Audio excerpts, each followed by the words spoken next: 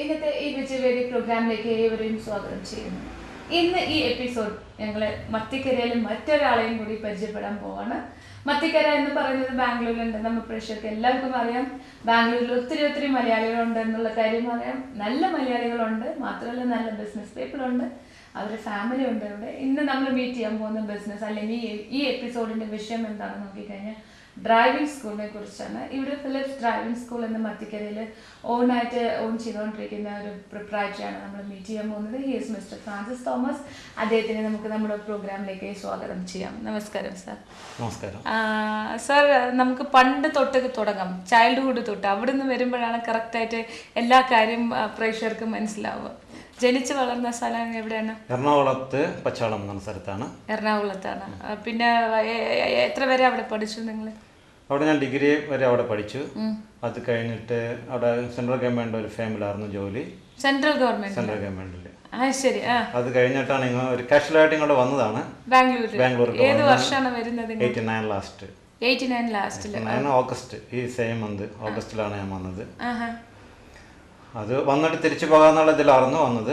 പക്ഷേ ചുമ്മാ വന്നതാണ്, കറങ്ങാൻ വേണ്ടി? ചുമ്മാ വന്നതല്ല. എനിക്ക് അവിടെ ഒരു ആക്ച്വലി പറയുകയാണെങ്കിൽ എനിക്ക് ട്രാൻസ്ഫർ കിട്ടിയപ്പോൾ വിശാഖപട്ടണത്തേക്ക് ട്രാൻസ്ഫർ കിട്ടി. അപ്പോൾ അങ്ങോട്ട് പോകാനുള്ള ഇൻട്രസ്റ്റ് ഉണ്ടായിരുന്നില്ല. അതുകൊണ്ട് കുറച്ച് ദിവസം ലീവ് എടുത്തിട്ട് ഇങ്ങോട്ട് പോകുന്നു. ഇങ്ങോട്ട് വന്നപ്പോൾ ഇവിടുത്തെ ക്ലൈമറ്റ്, എൻ്റെ കുട്ടികളൊക്കെ കൊച്ചു പിള്ളേരായിരുന്നു, ചെറിയ പിള്ളേരായിരുന്നു. അപ്പോൾ അതിനുവേണ്ടി ഇവിടെ വന്നപ്പോൾ അവർക്ക് ആ ക്ലൈമറ്റ് വളരെ ഇഷ്ടപ്പെട്ടു. നന്നായിട്ട് അവർക്ക് ഉറക്കവും ഇതൊക്കെ ഉണ്ട്. ഞാൻ എറണാകുളത്തായതുകൊണ്ട് കൊതുകും ചൂടും ഒക്കെ കൂടുതലായിരുന്നു അവിടെ. ഇവിടെ വരുമ്പോൾ ആ ക്ലൈമാറ്റിക് ചേഞ്ച് ഞാൻ ശരിക്കും ഫീൽ ചെയ്തു. പിന്നെ എഡ്യൂക്കേഷൻ നോക്കുമ്പോൾ നന്നായിട്ട് പഠിപ്പിക്കാനായിട്ട് ബെറ്റർ ആയിട്ട് എനിക്ക് ഇവിടെ തോന്നി. അപ്പോൾ എന്തുകൊണ്ട് ഇവിടെ സെറ്റിൽ ചെയ്തിട്ടുണ്ടെങ്കിൽ നല്ലതായിരിക്കും എന്ന് വിചാരിച്ചു. അതാണ് ഫസ്റ്റ് ഇവിടെ സെറ്റിൽ ആകാനുള്ള ഒരു മോട്ടിവേഷൻ. പക്ഷേ അത്ഭുതം തോന്നുന്നു, ഒരു സെൻട്രൽ ഗവൺമെന്റ് ജോബിൽ ഇരുന്ന് റിസൈൻ ചെയ്തിട്ട് വന്ന് സ്വന്തം ബിസിനസ് ചെയ്യാന്ന് പറയുന്നത്. പിന്നെ റിസൈൻ ചെയ്യാൻ എനിക്ക് പ്ലാൻ ഉണ്ടാവുന്നില്ല. പിന്നെ എനിക്ക് അവിടെ ഫോഴ്സ് ചെയ്തവര് റിസൈൻ ചെയ്യണം, ഒന്നില്ല തിരിച്ചു വരിക. എൻ്റെ ഡയറക്ടറിനോട് പറഞ്ഞു ഒന്നില്ല തിരിച്ചു വരിക, അല്ലെങ്കിൽ റിസൈൻ ചെയ്യുക.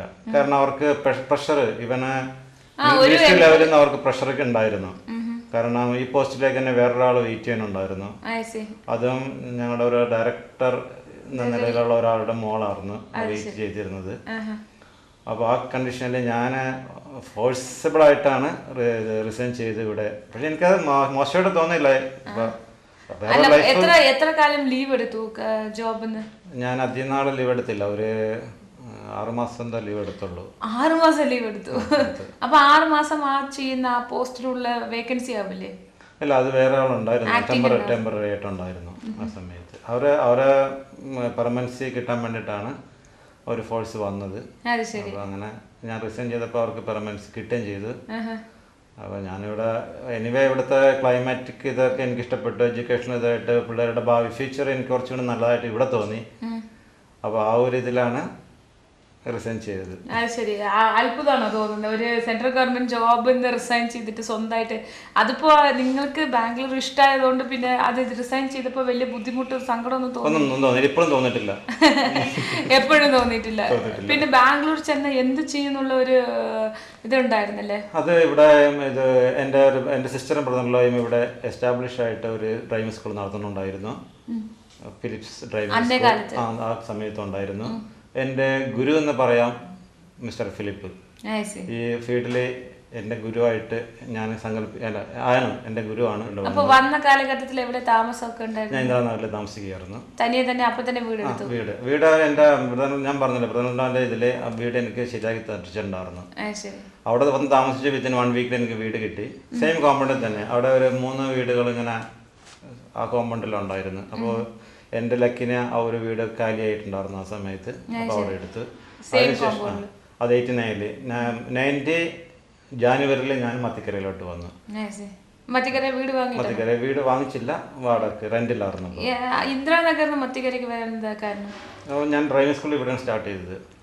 അപ്പോൾ 89 നിങ്ങൾ വന്നിട്ട് 90 തന്നെ ഡ്രൈവിംഗ് സ്കൂൾ തുടങ്ങി. അത് ശരി. അപ്പോൾ ഇമ്മീഡിയറ്റ് വലിയ വ്യത്യാസമൊന്നും ഉണ്ടായില്ല. കാരണം ഞാൻ 89 തന്നെ എനിക്ക് റിസൈൻ ചെയ്യേണ്ടി വന്നു. റിസൈൻ ചെയ്തിട്ടുണ്ടെങ്കിൽ നമ്മൾ വെറുതെ ഇരിക്കാൻ പറ്റില്ലല്ലോ, എന്തെങ്കിലും ചെയ്യണമല്ലോ. ആ ഒരു ഇതിൽ ഇത് തുടങ്ങി. അപ്പൊ ബ്രദർ ഇൻ ലോയുടെ കൂടെ നിന്നില്ലേ നിങ്ങൾ ഡ്രൈവിംഗ് സ്കൂളിൽ? ഞാൻ കുറച്ച് നാൾ നിന്നിട്ടുണ്ടായിരുന്നു. അതിനെ കുറിച്ച് ഒരു പഠിച്ചു. അതൊരു ഞാൻ ഉണ്ടായിരുന്നു. ഞാനൊരു 6 മാസം ഇപ്പൊ ഡിസംബറിലാണ് ഇവിടെ, ഡിസംബർ 15-നാണ് ഇവിടെ തുടങ്ങി. 89 ഡിസംബർ 15-ന്. അതിനു മുമ്പ് ബ്രദറിന്റെ കൂടെ ഇരുന്ന് ഞാൻ കംപ്ലീറ്റ് പഠിച്ചു അവിടെ. ഓ 89 തുടങ്ങി, 89 ഡിസംബർ 15. നൈസ്. വന്ന കൊല്ലം തന്നെ തുടങ്ങി. അപ്പൊ ആ 6 മന്ത്സ് ബ്രദർ ഇൻ ലോയുടെ കൂടെ നിൽക്കുവായിരുന്നു. കൂടെ നിന്നു, എല്ലാം പഠിച്ചു, കംപ്ലീറ്റ് പഠിച്ചു, A to Z. Even training കൊടുക്കുന്നത് പഠിച്ചു, RTO വർക്ക് കംപ്ലീറ്റ് പഠിച്ചു, ഒരു ട്രെയിനിങ് ഇൻസ്ട്രക്ടേഴ്സിനെ കൺട്രോൾ ചെയ്യണതെല്ലാം പഠിച്ചു. കംപ്ലീറ്റ് പഠിച്ചതിന് ശേഷമാണ് ഞാൻ ഇവിടെ തുടങ്ങിയത്.